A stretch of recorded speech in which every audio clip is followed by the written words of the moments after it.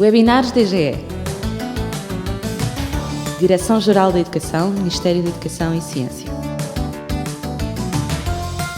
Divulgação de projetos, iniciativas e boas práticas na educação portuguesa. Bem-vindos. Este webinar integra-se nas comemorações de 27 de janeiro, consagrado pelas Nações Unidas, pelo Parlamento Europeu e, a nível nacional, pela Assembleia da República, como o Dia em Memória das Vítimas do Holocausto. Lembrar e ensinar o Holocausto é cumprir um dever de memória, importante para consolidar uma cultura de paz e respeito, mas é igualmente uma oportunidade para refletirmos sobre o perigo que representa a indiferença às violações dos direitos humanos. Para fazer connosco esta reflexão, convidamos a professora Irene Pimentel, a quem desde já agradeço, e sobre quem passo a ler uma brevíssima nota biográfica.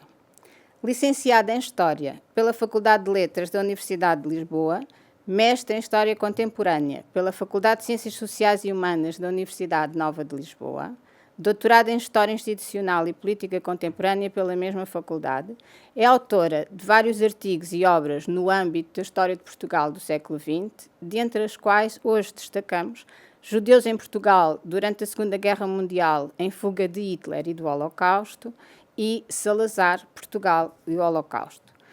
A professora intervém regularmente em espaços de comunicação no âmbito da academia, mas também em programas de grande divulgação, nomeadamente na televisão, tendo sido em 2007 galardoada com o Prémio Pessoa. Atualmente dedica-se a um pós-doutoramento que tem como tema Processo de Justiça Política relativamente à PIDE-DGS na transição para a democracia em Portugal. Professora, propunha-lhe que começássemos por abordar as diferentes fases do processo de perseguição organizado pelo governo nazi assim que chega ao poder na Alemanha. Portanto, Hitler chega ao poder em 1933, em janeiro, e imediatamente começa a lidar com a questão judaica, porque era uma questão que já vinha também na sua ideologia e na ideologia do seu partido. Ao mesmo tempo que derrota ou neutraliza os opositores políticos, comunistas, socialistas e até conservadores. A primeira grande discriminação tem a ver com, portanto, boicotar tudo o que era comércio judaico. Por outro lado, retirar todos os judeus do espaço profissional e do espaço público. Por exemplo, os judeus não se podiam sentar nos mesmos bancos do que os outros alemães, chamados arianos, com muitas aspas. Também não podiam ser, por exemplo, a partir de 1933, não podiam ser funcionários públicos, exercer determinadas profissões liberais como a medicina e a advocacia.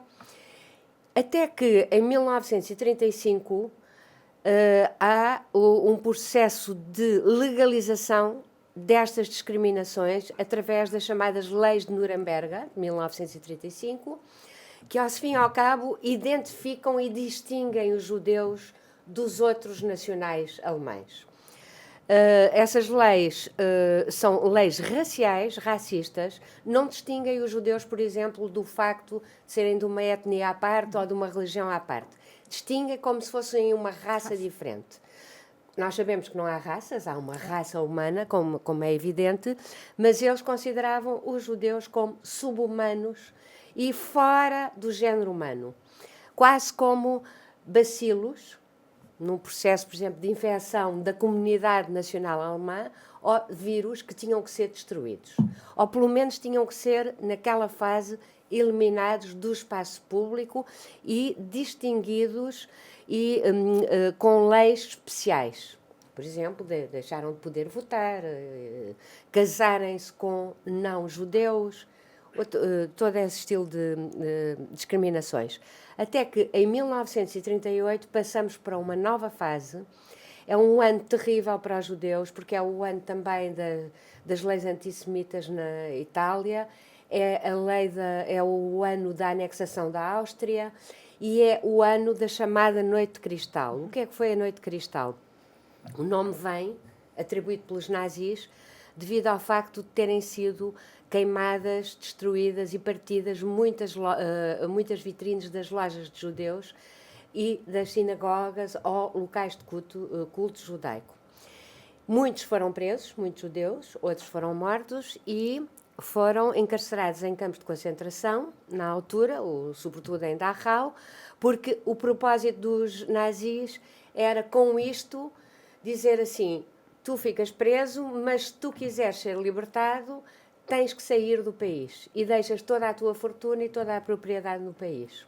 Portanto, é uma fase já a seguir às discriminações, propriamente ditas, de retirada do espaço público e de identificação, é uma fase de expulsão e chamada arianização da propriedade judaica.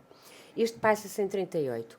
Mas, ao fim e ao cabo, eles chamavam imigração dos judeus. Não é? Era o eufemismo para a expulsão dos judeus do território alemão. Mas isto não fica por aqui. Nós depois, como sabemos, a partir de setembro de 1939, eclode a Segunda Guerra Mundial, com a invasão da Polónia, e os nazis, que queriam os seus territórios livres de judeus, segundo esta política a partir de 1938, não só não podem continuar com esta política de expulsão devido ao início da guerra, como têm mais 3 milhões de judeus nos seus territórios, porque a Polónia era o país onde havia mais judeus na Europa. Podemos dizer que entre 1938 e 1941 há uma espécie de um impasse, mas continua especialmente, portanto, as discriminações e a chamada imigração para fora do território alemão. Mas com a invasão da União Soviética em 22 de junho de 1941, há uma nova fase. E essa nova fase, que os historiadores consideram estar muito ligada, de facto, à Operação Barbarossa, da invasão da União Soviética, por várias razões que eu não vou agora aqui entrar nelas, mas há só algumas dúvidas se a chamada solução final do problema judaico, que ao fim e ao cabo é o chamado Holocausto, é o extermínio de todos os judeus da Europa, dos territórios ocupados e, a prazo, se ganhassem a guerra, também dos territórios neutros, porque depois há uma célebre reunião em janeiro de 1942, onde, por exemplo, os judeus dos países neutros também são contabilizados para o caso de a Alemanha, se ganhasse a guerra, continuava com esse tipo de extermínio. A grande dúvida é se é quando os alemães estão a sofrer derrotas na frente leste, na União Soviética, se é quando estão a ter vitórias. Mas os historiadores consideram que a partir de 1941, dezembro, sobretudo com a entrada na guerra dos Estados Unidos contra o Japão, pode-se considerar que se entrou numa nova etapa, que é do extermínio de todos os judeus na Europa. Mas atenção, há ainda uma fase que é a chamada fase do Holocausto pelas armas, ou seja, homens, mulheres e crianças são mortos a céu aberto e a tiro. Portanto, ainda não estamos na fase da construção, que são construídos dos campos de extermínio a partir de 1942. O célebre campo de Auschwitz-Birkenau é o mais conhecido, mas se calhar vou já distinguir. Sim, depois eu pedi-lhe exatamente isso. A distinção entre holocausto e genocídio, porque às vezes tornamos sinónimo as duas expressões, e campo de concentração e campo de extermínio, pedi-lhe para fazer a distinção. Exatamente. O termo holocausto e o termo genocídio são termos que só surgem depois da Segunda Guerra Mundial. Portanto, digamos que já existe o crime, mas ainda não tem nome, ao fim e ao cabo. E, portanto, ainda não se lidou também com ele nas várias perspectivas, quer da memória, quer da justiça, digamos, relativamente a este tipo de crimes, que, aliás, depois da Segunda Guerra Mundial, há um novo tipo de crime, que é o crime contra a humanidade. O genocídio, normalmente, é considerado como o crime de um grande grupo de pessoas pertencendo à mesma nacionalidade ou à mesma etnia ou ao mesmo grupo religioso. Holocausto é um termo que nós utilizamos hoje em dia, pronto, porque está completamente dentro do... Mas há também uma grande discussão sobre se ele é correto, porque é um termo religioso, que, aliás, tem a ver com a religião judaica, que é a entrega ao holocausto das pessoas a Deus. Ora, o Holocausto propriamente dito, e o extermínio dos judeus, não é propriamente uma entrega a Deus. É um enorme crime, tremendo, perpetrado pelos nazis, e não há aqui voluntarismo nenhum, a não ser o voluntarismo dos nazis, no sentido de exterminarem todo um povo. Ou seja, a partir de determinada altura, não se prendia nem se executava uma criança, um jovem, uma mulher, um velho ou um homem adulto, pelo que ele fazia, mas pelo simples facto de ter nascido o que ele era. Portanto, nasceu judeu, nasceu daquela etnia, podia até, inclusive, não ser praticante religioso, isso, por exemplo, mas era considerado como judeu do ponto de vista racial a partir do momento em que tinha X ascendentes também judeus. Os campos de extermínio e os campos de concentração. Os campos de concentração começam a existir na Alemanha nazi a partir de 1933. O mais conhecido é Dachau e é o primeiro de todos. Normalmente esses campos eram utilizados para punir e neutralizar os opositores políticos ou religiosos. Por exemplo, também havia opositores a Hitler, católicos, testemunhas de Jeová. Os judeus, propriamente ditos, como já eram identificados como uma raça à parte, também eram encarcerados nesse tipo de campos, mas eram campos que, em princípio, não tinham o objetivo de extermínio. Havia muita mortandade devido às terríveis condições de trabalho forçado, de fome e de epidemias. Havia muitas pessoas que morriam, mas digamos que não eram campos estritamente formados só para matar. Os campos de extermínio da célebre Operação Reinhard, com o nome do dirigente SS Reinhard Heydrich, que é morto a dada altura em Praga por resistentes checos.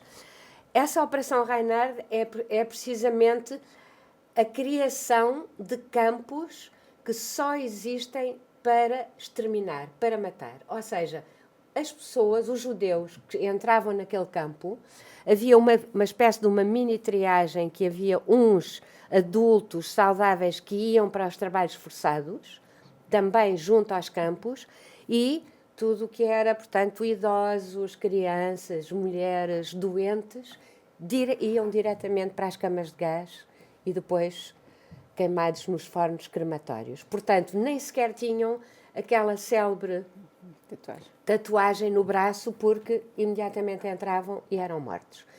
Esses campos normalmente eram todos, aliás, normalmente não, eram mesmo todos situados a leste, portanto, na Polónia de leste.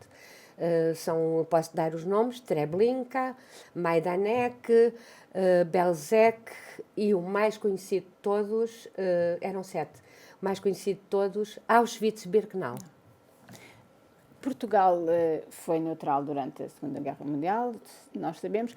Portugal tem um papel na recepção de refugiados judeus. Pedia-lhe para nos falar um bocadinho sobre isso. Essa questão da recepção de refugiados judeus ou outros, porque havia muitos refugiados também políticos, que eram perseguidos políticos, ou que fugiam da guerra e, portanto, acabaram por chegar a Portugal procurando um local de refúgio.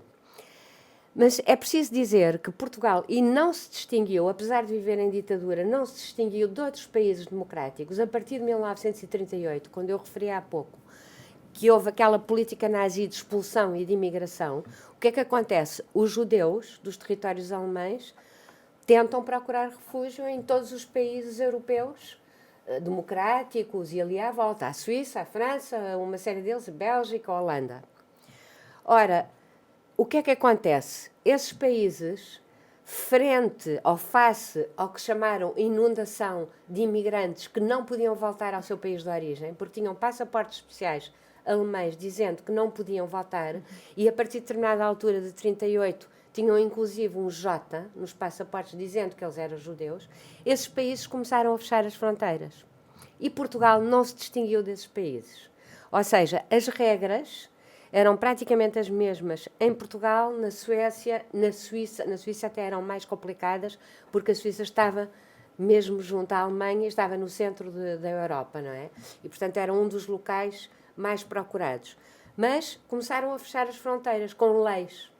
A partir de determinada altura, por exemplo, todos os países obrigavam as pessoas, os estrangeiros que entrassem nesses países, a terem vistos. E Portugal só dava vistos de trânsito, ou seja, vistos de 30 dias de turismo, que só permitiam passar por Portugal, não eram vistos de destino definitivo, mas que permitiam entrar em Portugal e aguardar, por exemplo, um navio para o chamado ultramar, os Estados Unidos da América ou outro país de destino definitivo.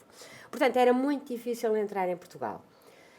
Mas, felizmente, há corrupções várias, há compras de vistos, porque as pessoas estavam desesperadas, e há uma questão muito importante, que é o cônsul em Bordeaux, Aristides Sousa Mendes, que em junho de 1940 dá vistos contra as ordens de Salazar e contra estas leis, desobedecendo ao ditador, a todos os refugiados que pediam para passar por Portugal. E é por isso que Portugal acabou por ficar, ironicamente, e mesmo Salazar acabou por ficar bem visto depois da Segunda Guerra Mundial, porque, graças a esses vistos, milhares de refugiados realmente passaram por Portugal. Mas com vistos, muitos deles dados contra as ordens do governo de Salazar. De qualquer maneira, foram uns milhares e que mudaram de uma certa forma, sobretudo em junho de 1940, as praias portuguesas, as cidades portuguesas e as ruas portuguesas. Ou seja, foi um fenómeno que foi muito visível nesse período. Hoje é fácil nós olharmos para o que aconteceu nessa altura e criticarmos a atuação, muitas vezes a atuação dos governos.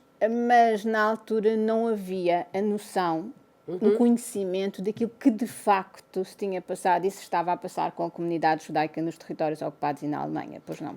Tem toda a razão, e isso é muito importante, porque em história muitas vezes nós temos o problema de nós sabemos o fim da história, mas as pessoas não sabiam quando estavam a viver. Por exemplo, o caso do Aristides Sousa Mendes é considerado como dos raros justos entre as nações, que tem até uma árvore no Museu do Yad Vashem, dos raros que salvou judeus antes do Holocausto. Digamos que em 1940, devido àquele processo por etapas que levou até ao Holocausto, em 1940 não se sabia o que é que ia acontecer se um judeu ficasse nas mãos dos nazis ou dos seus cúmplices ou dos seus aliados.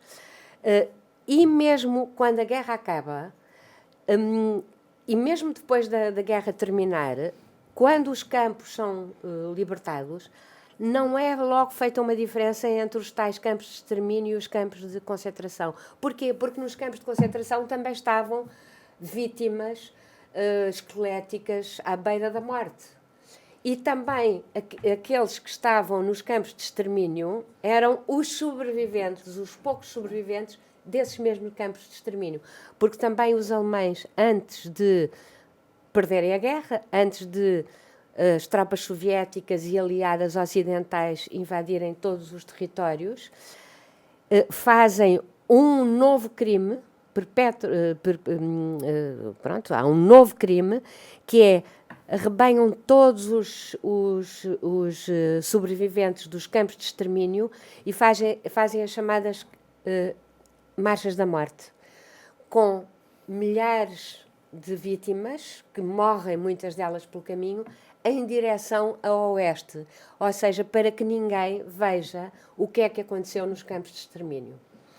Os soviéticos chegam a Auschwitz-Birkenau em 1945, 27 de janeiro, que é o dia do Holocausto.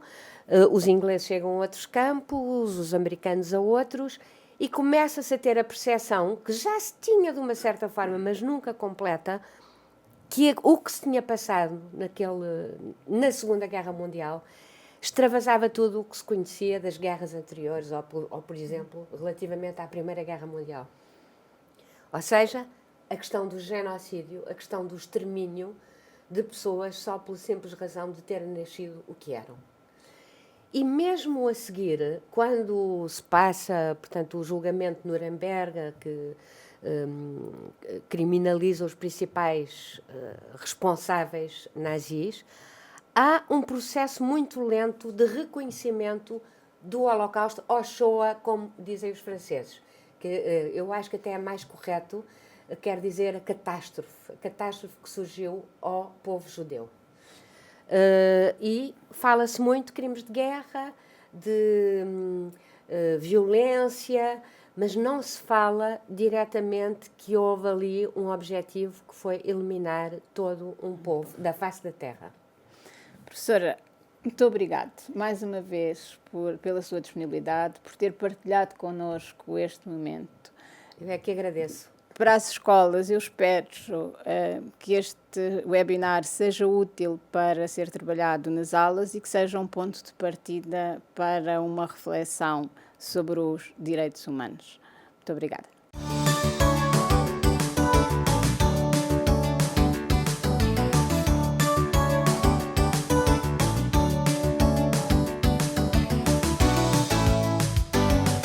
Webinars DGE. Direção-Geral da Educação, Ministério da Educação e Ciência. Divulgação de projetos, iniciativas e boas práticas na educação portuguesa.